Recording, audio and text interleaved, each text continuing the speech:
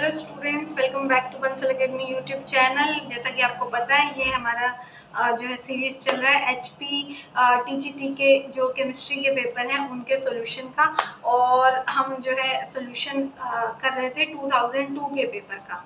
Okay, 2002 के paper का solution हमने शुरू किया हुआ था। क्वेश्चन नंबर 51 से लेके 70 तक हमारी पिछली वीडियो में जो आप जल्दी से क्वेश्चन को सॉल्व कर लीजिए।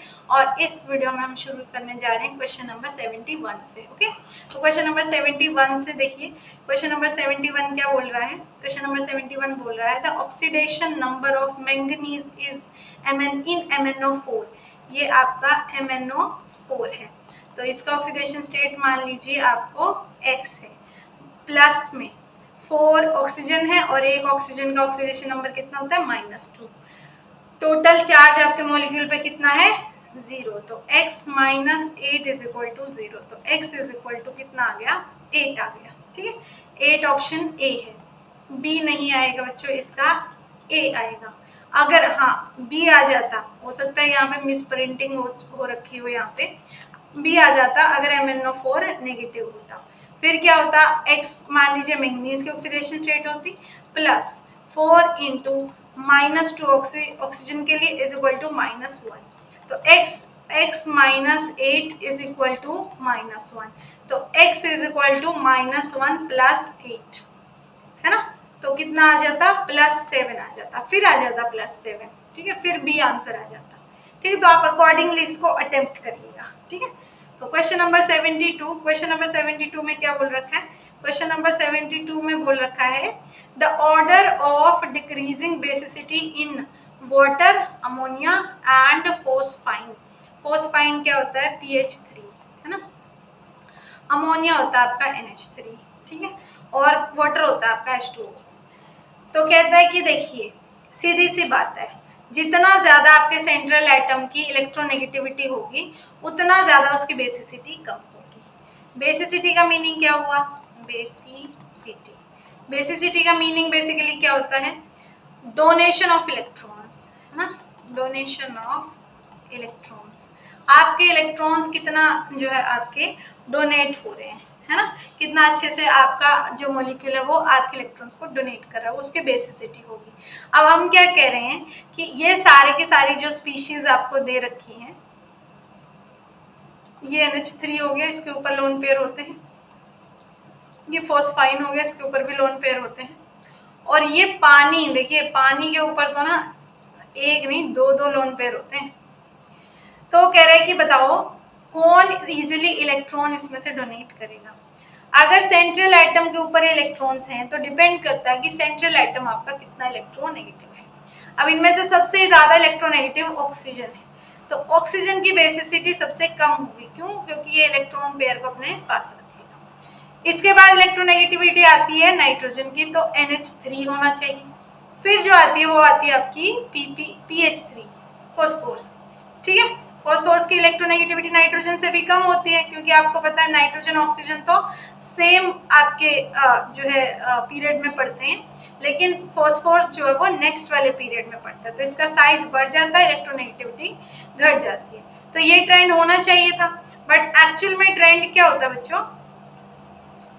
क्या होता है, यहाँ पे अमोनिया जो होता है, अमोनिया जीत जाता है बेसिसिटी में। अमोनिया PH3 से भी ज्यादा आपका इलेक्ट्रॉन डोनेट करता है। क्यों करता है, फोस्फाइन से ज्यादा, फॉस्फोरस से ज्यादा क्यों इलेक्ट्रॉन डोनेट करने की कोशिश करता है, क्योंकि एक्चुअली अमोनिया का साइज होता है छोटा और फॉस्फोरस का साइज होता है बहुत बड़ा।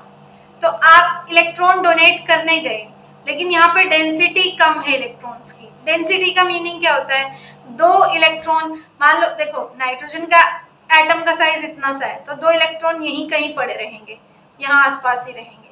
लेकिन फॉस्फोरस का साइज थोड़ा बड़ा है, तो एक टाइम पर क्या पता इलेक्ट्रॉन इस तरह इस साइड पड़े, कभी इस साइड पड़े, कभी इस साइड पड़े, किसी भी साइड हो सकते हैं, है ना। तो ऐसे में इलेक्ट्रॉन डोनेट करने में तो प्रॉब्लम आएगी ना उसको, है ना। क्या होगा कि मान लीजिए ऐसे लगा लीजिए कि मान लीजिए आपका एक तो कमरा छोटा सा और एक कमरा आपका बहुत ज्यादा बड़ा है, तो कोई चीज अगर मान लो आपको ढूंढनी है, छोटी सी मान लीजिए आपको पेन ढूंढना है, तो छोटे रूम में पेन को ढूंढना इजी है और बड़े रूम में पेन को ढूंढना थोड़ा मुश्किल है। तो उसी तरीके से NH3 के ऊपर इलेक्ट्रॉन डेंसिटी ज्यादा होती है। डेंसिटी का मीनिंग क्या हुआ, थोड़ी सी जगह में 2 इलेक्ट्रॉन रखे हैं। फॉस्फोरस की इलेक्ट्रॉन डेंसिटी कम होती है, मतलब कि एरिया ज्यादा हो गया, इलेक्ट्रॉन 2 ही हो गए, ठीक है, तो उनकी डेंसिटी जो होती है वो कम हो जाती है, ठीक है, okay, per unit area density कम हो जाती है। तो NH3 में इलेक्ट्रॉन डेंसिटी ज्यादा होने की वजह से अमोनिया जीत जाता है, इसलिए option B is the answer. Okay, question number 73, आयनिक हाइड्राइड, कोई आयनिक हाइड्राइड रिएक्ट विद वाटर, उसने आयनिक हाइड्राइड ने वाटर के साथ रिएक्ट किया। हाइड्राइड मतलब H नेगेटिव निकल रहा होगा, H नेगेटिव तो मेटल्स के साथ ही निकलता होता है, तो MH जैसे कि NaH है, ठीक है, यहाँ से क्या निकलेगा, H नेगेटिव और Na पॉजिटिव निकलेगा, तो हाइड्राइड निकल रहा है यहाँ से, ठीक है। तो उसने बोला कि एक हाइड्राइड ले रहा हूँ, उसको पानी के साथ रिएक्ट करवा रहा हूँ, उसको पानी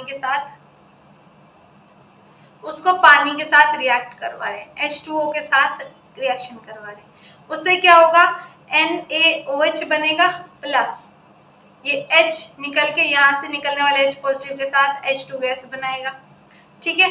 तो ये पूछ रहे हैं कि होगा क्या इससे, गिव प्रोटॉन्स, नहीं, हाइड्राइड आयंस, आयंस तो नहीं निकल रहे हैं ना, यहाँ पे आयंस नहीं निकल रहे हैं, हाइड्राइड आयन निकलेगा बट वो पानी के साथ रिएक्ट भी तो कर जाएगा।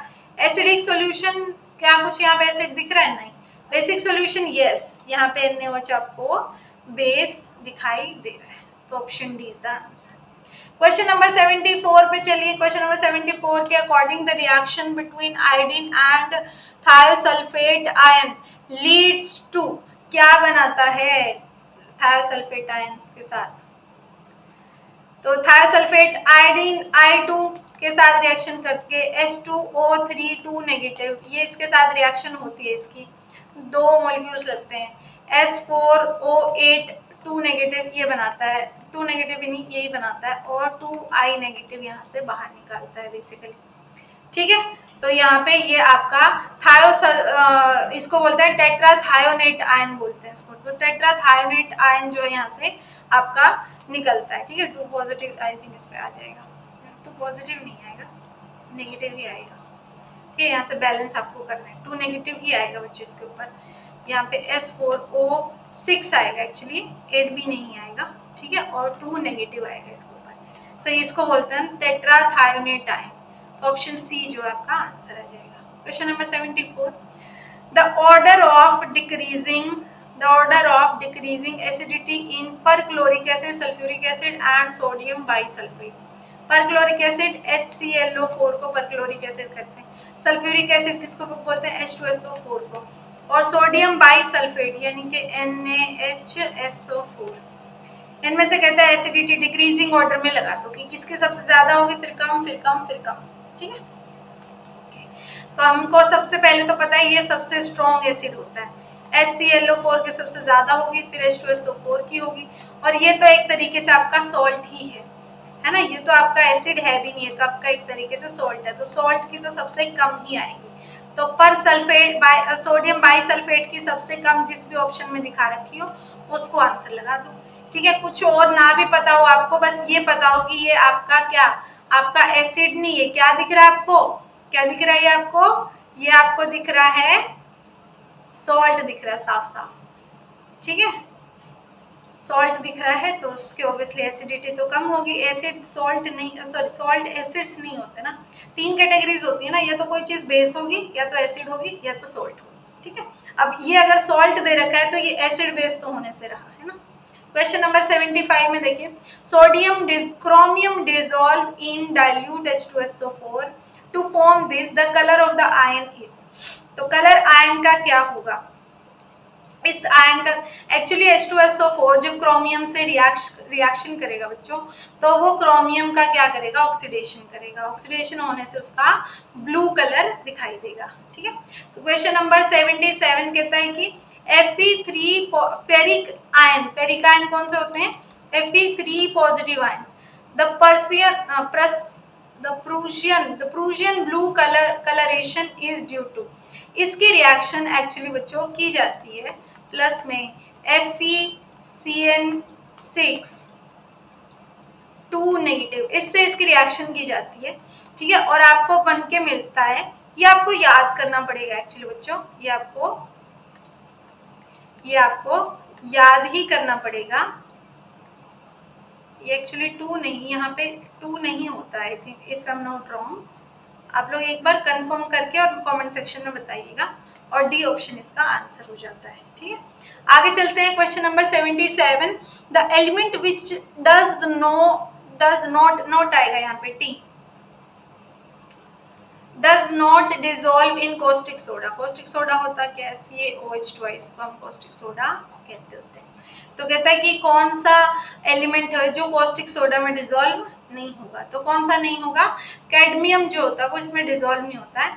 एक्चुअली कैडमियम इसके साथ मिलके पीपीटी बना लेता है, और पीपीटी तो नीचे बैठ जाते हैं, ठीक है, पीपीटी बना के नीचे बैठ जाता है। Okay, question number 80, the electronic configuration of copper is. Copper की इलेक्ट्रॉनिक कन्फिग्रेशन आपको बतानी है। इलेक्ट्रॉनिक कन्फिग्रेशन, कॉपर का एटॉमिक नंबर होना चाहिए पता इसके लिए एक तो, ठीक है, तो बेसिकली वो आपको यही देख रहे हैं कि एटॉमिक नंबर पता भी है कि नहीं।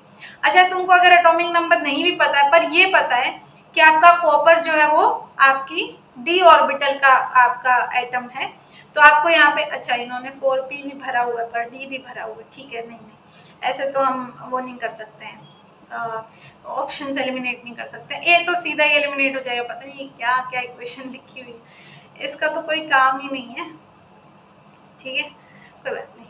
कॉपर का एटॉमिक नंबर दिया हुआ है 29, ठीक है। अब 29 को भरना शुरू करो, 1s2 2s2 2p6 3s2 3p6, यहाँ तक कितने भरे गए हैं, ये 10, और ये कितने भरे गए हैं, 18। ये आर्गन की जो इलेक्ट्रॉनिक कन्फिग्रेशन उतनी होती है।